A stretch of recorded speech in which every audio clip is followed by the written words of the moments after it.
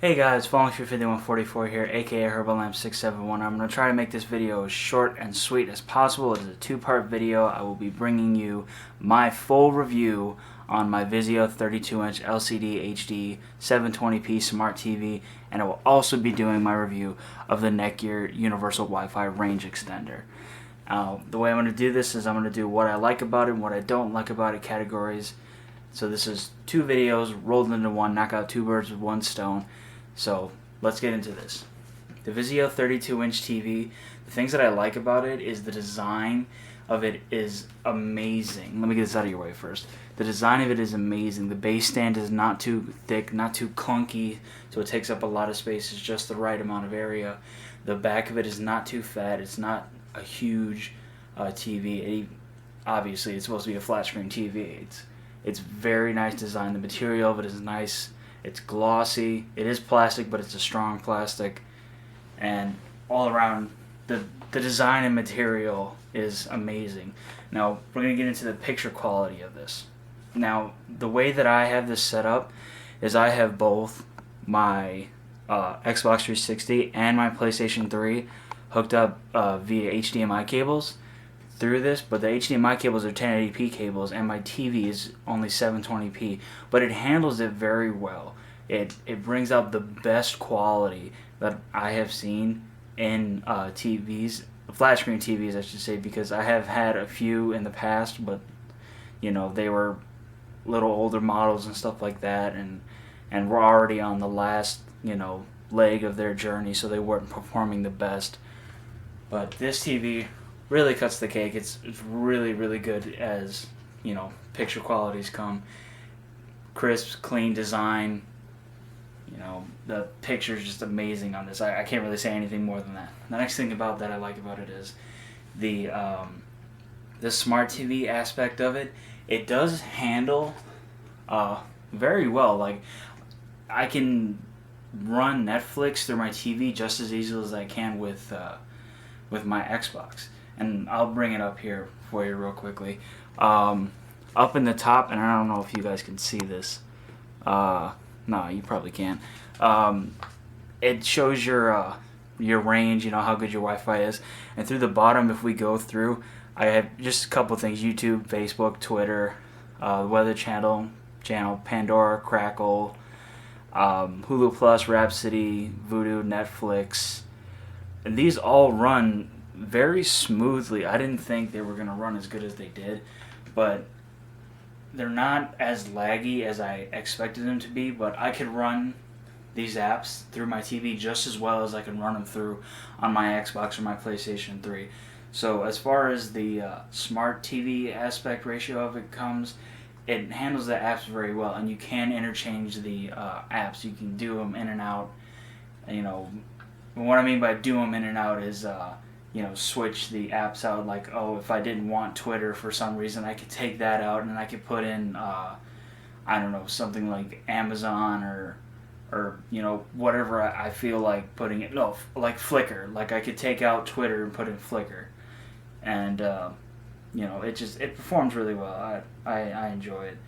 And another thing that I wanted to touch base on was the sound quality of it. Now, I'm not exactly sure where the speakers are on the television. I'm pretty sure they're somewhere like right here. Like, that's where most of them are. This TV is actually pretty loud. I didn't expect it to be this loud, but I cranked this thing all the way up to, you know, 10 or 11, and I could hear it all the way in my kitchen, and that's not even as far as it can go. It can go so much higher. I dare not play any sound with it on 40 because I'll probably blow out my windows or just blow up something or really make my neighbors mad or something like that. So as far as the speaker quality goes, it's very, very loud, very good quality. It can handle bass really well. It can handle, you know, everything at a good level, I should say. And the last thing that I like about it is the light adjustment to it. Now, right now I'm in a lit room for the camera purposes, so I don't have to like have any spotlights or anything like that. But if I were to shut my light off, the TV would adjust and it would make itself brighter, which is always a good thing because you don't want, you know, to have a screamingly bright picture coming out of your television. Like, you don't want to be blinded by how bright it is. So the light adjustment for it is very, very well. It takes to light very easily. And those are just a couple of the things that I like about it. Again, this is personal preference. You know, I'm not some certified tech guy or something like that. I'm just an average user, just like you, just being here, giving you guys the information that you want to hear. Now we're going to touch on the things that I don't like about the TV, and trust me, this list is way shorter than, you know, the what I like list. Again, this is all preferability. The first thing I wanted to touch on, the Wi-Fi range. Because it is a smart TV, and to run the apps, you need Wi-Fi. The range on this TV is not good at all. You're going to want to have your router right next to your television. Sorry, that's my iPhone 4S over in the left side right there, in case you were wondering what that light was. The Wi-Fi range is just not good at all. Like, I tried it in different rooms of the house, you know, and the only way that you can get the best signal is to have your television right next to your router.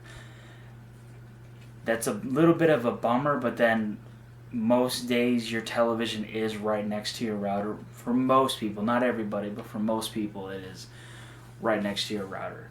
The second thing that I wanted to touch base on was the apps are just, and I mean microscopic. The apps are just a tad laggy. They're not, you know, a huge, like, oh my god, why is this thing so slow? No, they're just a little bit laggy. Like, they're just a touch off.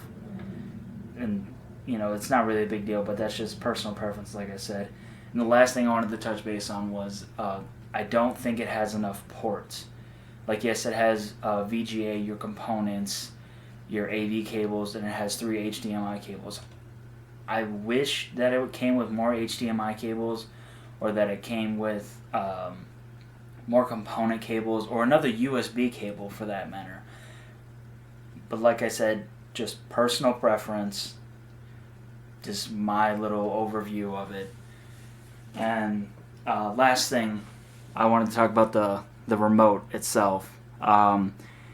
It's a nice remote. I mean, you have to point it directly at your television. Like, you couldn't be turned around and have this thing pointing there, because the sensor is all the way in the corner of the television. And, you know, that I didn't put that in the what I don't like, because it's not really a big deal to me, because usually they're in the center, but it's all the way over there, so you kind of have to point it directly. You can't stand in the other room and change channels from there. No, you can't do that. And it gets dirty sometimes. So, yeah. It's really nice, though. It's a really good remote. I guess I'll make this a 2-part video. I guess I won't do the... I'm just changing my mind now. I'll do the Netgear in another video, because I just want to end this video right now. But, yeah, that's my review on the Vizio 32-inch LCD HD 720p Smart TV. And I want to give it a 9.5 out of 10. And if you guys like this video, you know, please like, subscribe. I do other unboxings and, you know, reviews just like this. So if you guys enjoyed, you know, like I said, do all that stuff, that good jazz. And just thanks for watching, you guys. I mean, I've gotten a lot of love over the past couple of weeks doing different unboxing videos and stuff like that. I've got a lot of support and stuff like that. I just wanted to thank you guys for this. And I've had many requests to do this video, so, you know, I didn't want to leave you guys hanging. So there you go, guys. That's my review on my television, and hopefully I'll be back within the next couple of days to do my review on the Netgear Universal Wi-Fi Range Extender. So, yeah, that's it, guys, and as always, have a good day.